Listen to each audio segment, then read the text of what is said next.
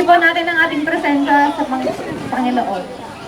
Sa ngalan ng Ama, ng Anak, ng Espiritu Santo. Amen. Panginoon, maraming salamat po sa lahat ng biyayang ipinagkaloob ninyo sa amin, lalo higit sa napakagandang araw na ito.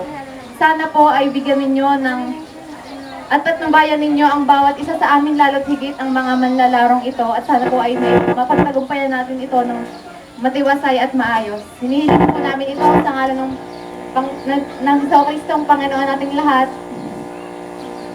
nabubuhay at nag-ahari, magpasawalang hanggan.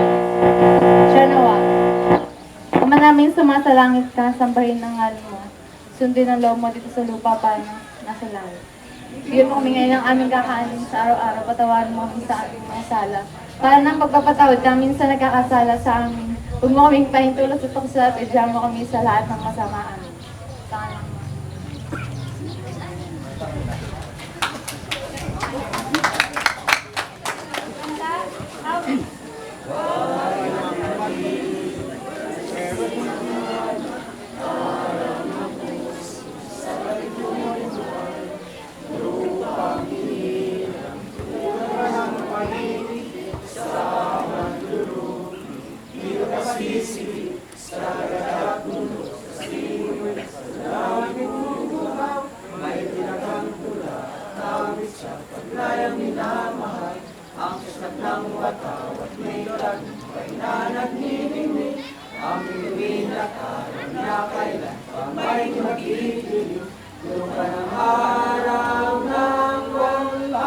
pagsinta, buhay langit sa atin mo.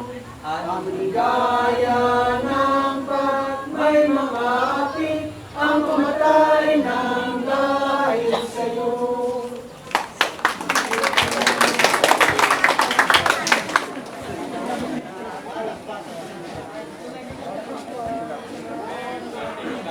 para po sa pagsisimula ng ating opening, ipapakilala ko po muna yung mga bawat team. Nasaan po yung SSG? Adan Jazz. The Panthers. East. Eagles. Kanluran SNS. Latinos. The Boys. Centro. The Barkads.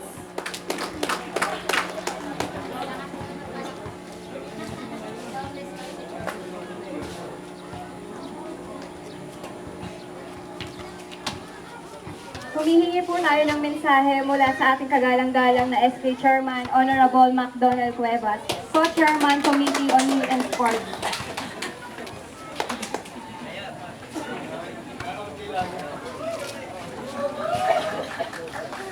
Magandang umaga po sa ating lahat, sa mga teams, sa ating pong mga judge, sa ating pong mga muses.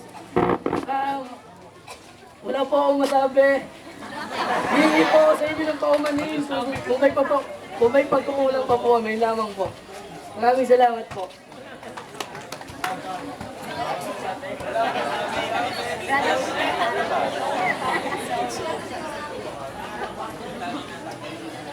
Ganun din po kay Honorable Alex Matibag, Chairman Committee on Youth and Sports.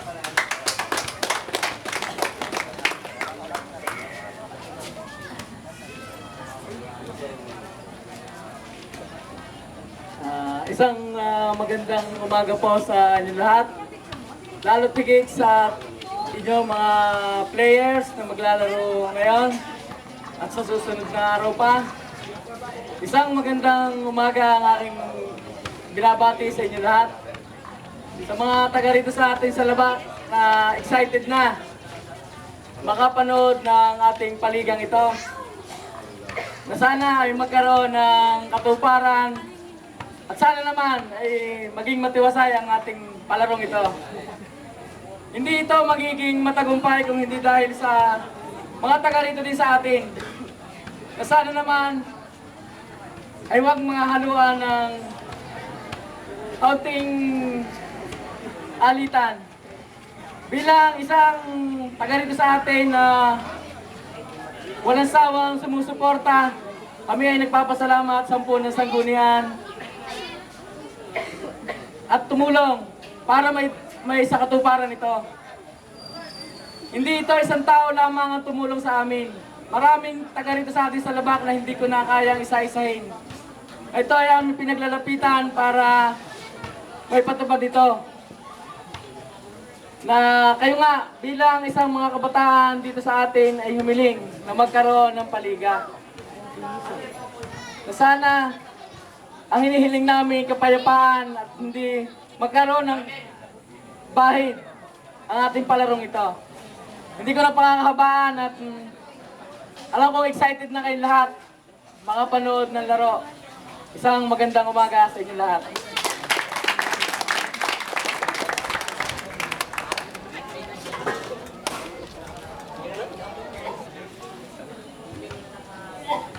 Humihingi din po tayo ng isang mensahe mula sa ating kagalang-galang na kapital, David Limbo.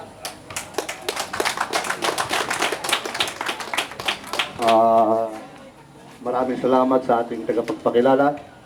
Una sa lahat, ako'y nagpapasalamat sa buong may kapan at binigyan tayo ng magandang panahon sa opening ng basketball league na ito dito sa ating barangay.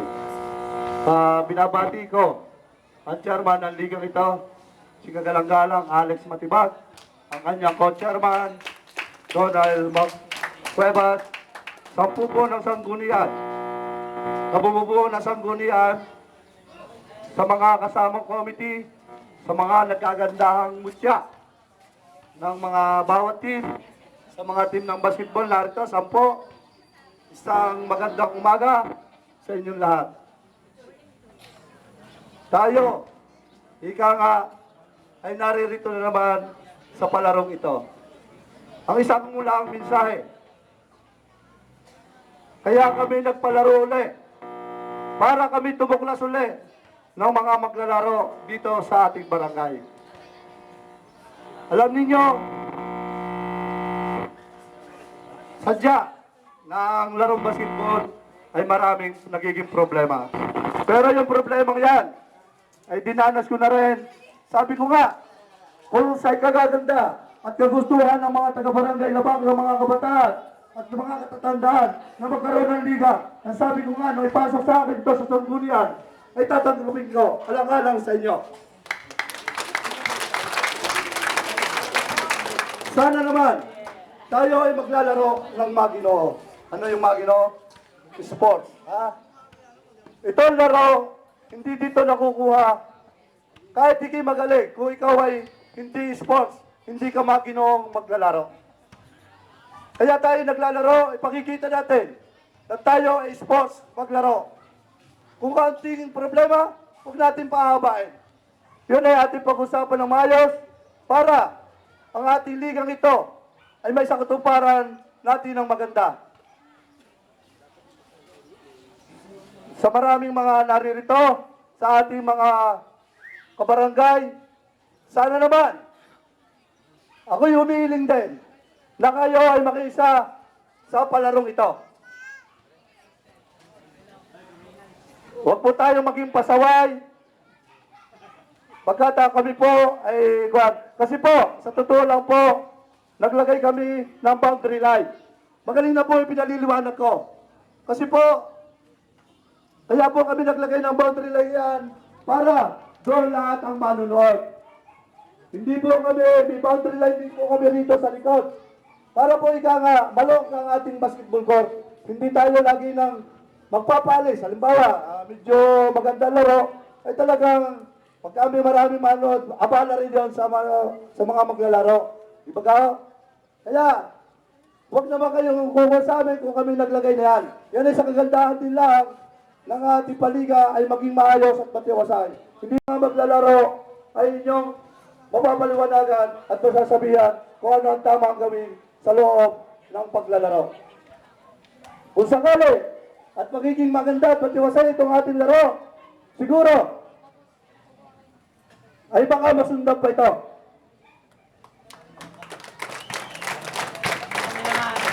Bago po ako magtapos, ng aking mensahe. Ako po ay nagpapasalamat sa isang tao rin na talagang kumuha sa akin, si kagalang-galang Semyon Hopia. Siya po ang isa sa nagporsigirin talaga nito na magkaroon tayo ng palaro ngayong buwang ito hanggang December 8. Nagpapasalamat din po kami sa mga taong tumulong at nagbigay ng kanilang suporta sa amin.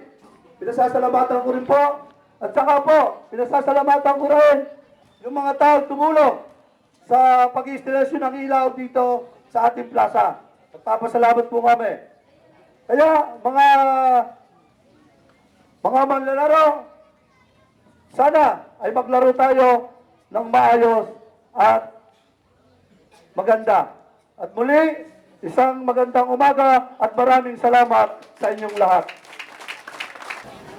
Ngayon naman po, dadahon naman po tayo sa pagpapakilala ng ating mga judges. Ang ating una pong judge, SK Chairman, Barangay Lungbang, Lipa City, taking up AB Communication at Batangas State University, Lipa, Angela Lois Dinlasan. Our second judge is first runner-up of this Cuenca 2010, took up Bachelor of Arts in International Studies, major in European Studies in De La Salle University, Manila, Rosel Fatima Jopia. Baker workers, 3 years in service. Our very own Ma'am Aiza Magpantay.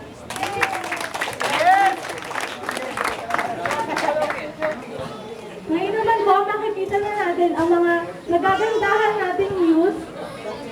Didn't know in my town that created all my bass sound. Another shaking kick holes in the ground, till my style's like a chemical spill. People rhymes you can visit and feel.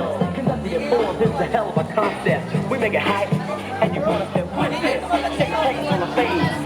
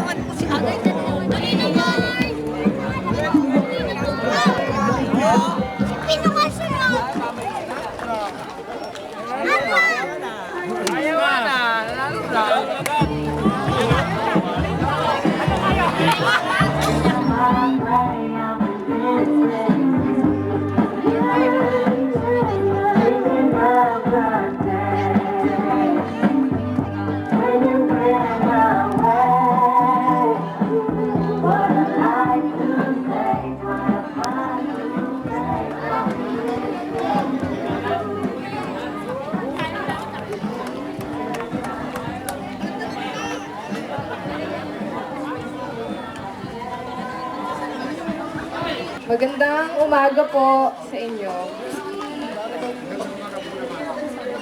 Okay, so unahin muna natin i-announce yung Best in Uniform. Okay, so ito yung mga runner-ups. So, pwede punta dito, green, green, yung Dabber Cats. Ito yung mga top 4, yung candidates. Okay, Dabber Cats, white team, the Central. Central po, yung white. White! Central, yung white! And then the boys. The boys. Here. Tapos yung east. Black.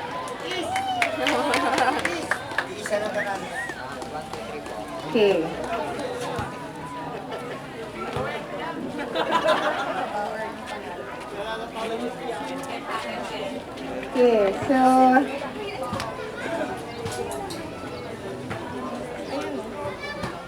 Okay, so ito yung top 4 choices natin for Best in Uniform.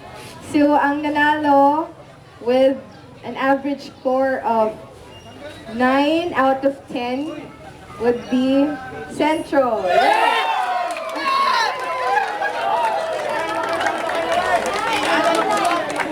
White.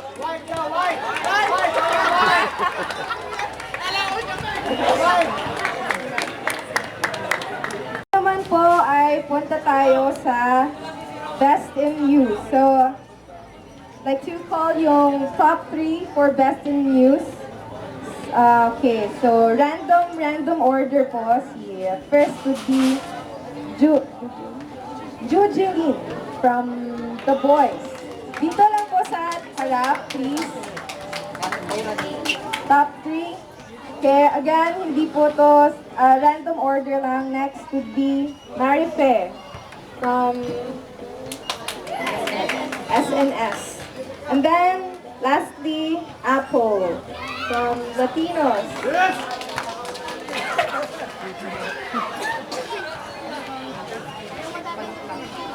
Okay, bigyan naman natin ng cheer yung per team. So, unahin natin si Apple.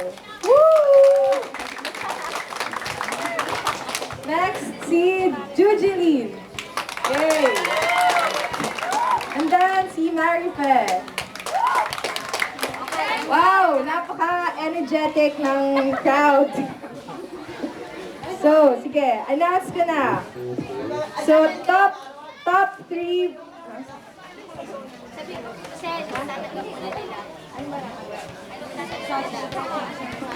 So, sige, announce ko muna with our amazing prizes for the Best in News would be, you will receive a sash and a trophy from the SK people.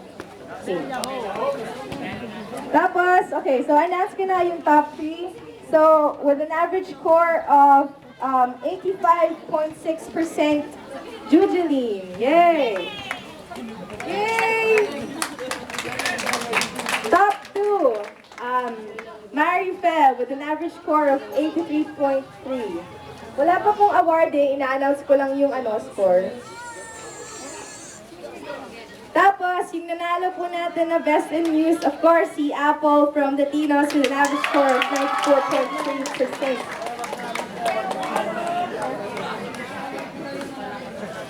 A-award na po pala natin.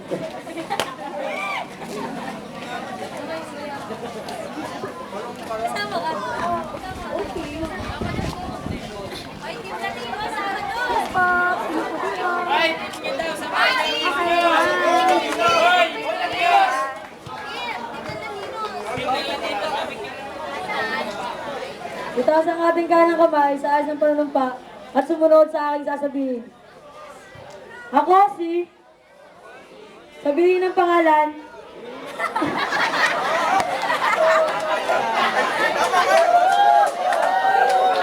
Ako si Jerome Prado, manlalaro ng sabihin ng kupunan. Ay nanunumpa ng buong katapatan. Nasusunod sa mga alituntunin may sinaad ng may palaro. Gagawin ang lahat upang mapaganda ang kalalabasan ng liga at magiging sport sa paglalaro.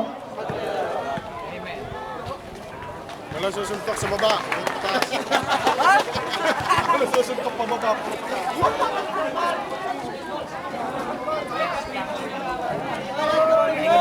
Tawagan po ang table ng bawat team. Magpupulitan na po.